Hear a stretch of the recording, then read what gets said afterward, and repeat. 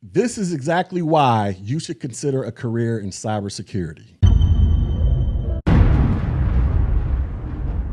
So this story is the perfect example of why you should consider a career in cybersecurity, because cybersecurity, it goes well beyond just protecting your personal data like credit cards, social security numbers, anything that you may have on social media, and most importantly, protecting your bank accounts. But it also extends into preventing people from poisoning the water so that you can live, hopefully, a fruitful life. So before we get into this story, let me play you a video talking about the importance of cybersecurity and why it's going to be around for the foreseeable future and why you should consider a career in it, because we have our government trying to pump a lot of money into it, which oftentimes comes with some high paying jobs to protect our infrastructure so that you can go out there and take showers without worrying about if you're being poisoned or not. So let's go check this out real quick. It seems like in the 21st century that these cyber attacks are only going to increase. Would you agree, Director Ray, that we're likely going to see an increase in cyber attacks against both the public and private sector?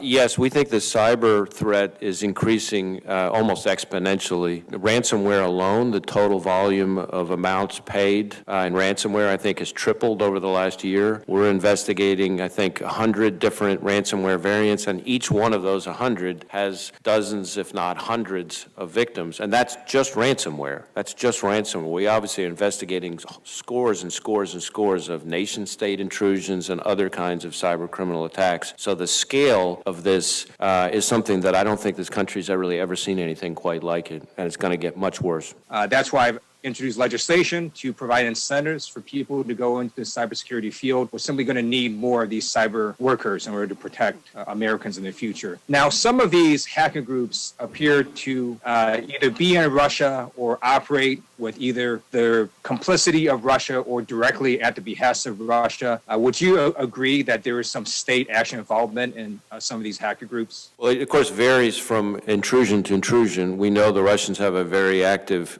clearly state-sponsored cyber campaign, including things like the SolarWinds intrusion, which we've now publicly attributed to the SVR. In the past, there have been other indictments where we've brought against other members of the Russian intelligence services. Separate from that, there are, of course, cyber criminal actors, quite a number of whom operate on Russian soil. The degree of nexus between those cyber criminals and the Russian government is not something I can discuss in an open hearing, but I will say that the most recent actors, the so-called dark side actors involved in the Colonial Pipeline attack, are individuals who, perhaps not coincidentally, specifically target English-speaking victims. So you heard that. So let's go ahead and get into this story. It says a hacker tried to poison California's water supply by stealing employees' login at Bay Area facility and deleting treatment programs. It says a hacker attempted to poison the water supply in California by stealing an employee's login information at a facility in the Bay Area and attempting to delete treatment programs. The suspect, who has not been identified or apprehended, launched his attack on the unspecified facility on January 15th, but it was quickly detected the next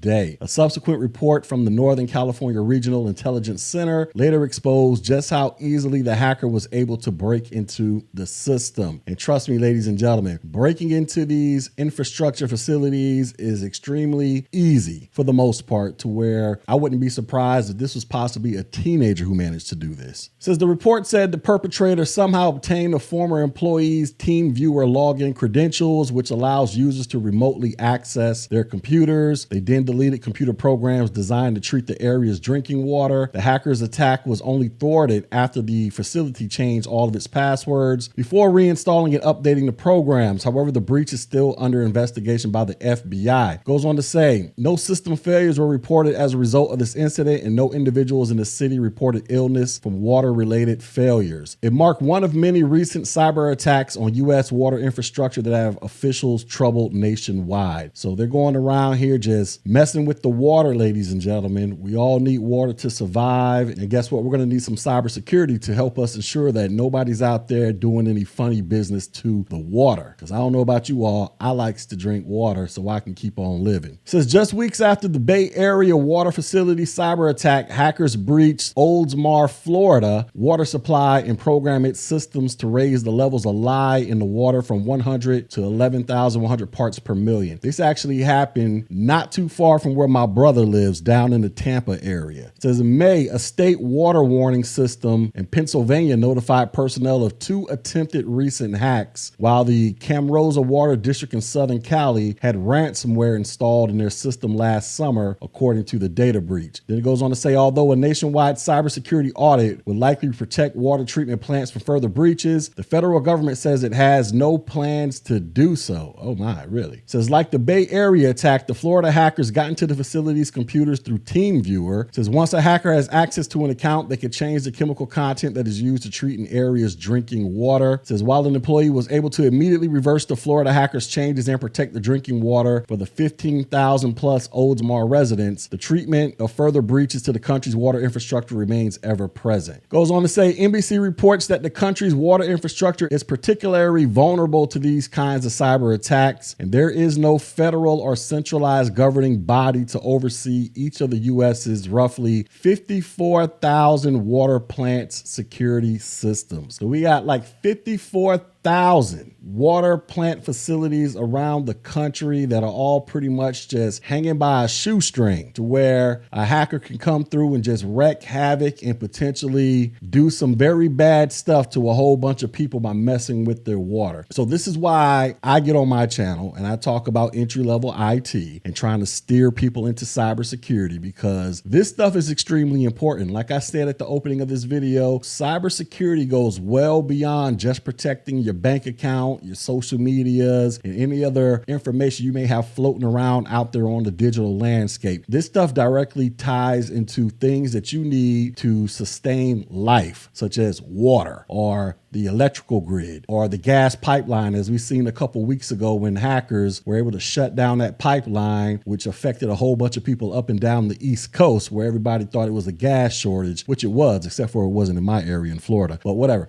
But this stuff is real out here, ladies and gentlemen. And as we become more and more dependent upon technology, which we currently already are, but as we get even more dependent upon it, to where we got IoT things just all over the place, and we just wake up every single day hitting buttons or speaking our voices into some Alexa type device, guess what? We're going to need a slew of people out there who can protect these things so that we can go out there and live a good quality life to the best of our abilities. That's just how important cybersecurity is. And with cybersecurity, there oftentimes is a pretty nice financial incentive for people to enter this industry and protect this infrastructure so that we can go out there and live our best life. So I just wanted to share this quick story with you all, just to highlight the importance of cybersecurity, so that the next time you go to your refrigerator and you hit the little button so you can pour you a glass of water, or you turn on your faucet so you can brush your teeth, hopefully nobody has tampered with your water, because some cybersecurity professional out there prevented them from doing so. And who knows, that person could be you. So anyways, let me know what you think down in the comments below. Also, go ahead and hit the like, share, and subscribe buttons on your way out. And with that, I will see you all on the next video. Peace.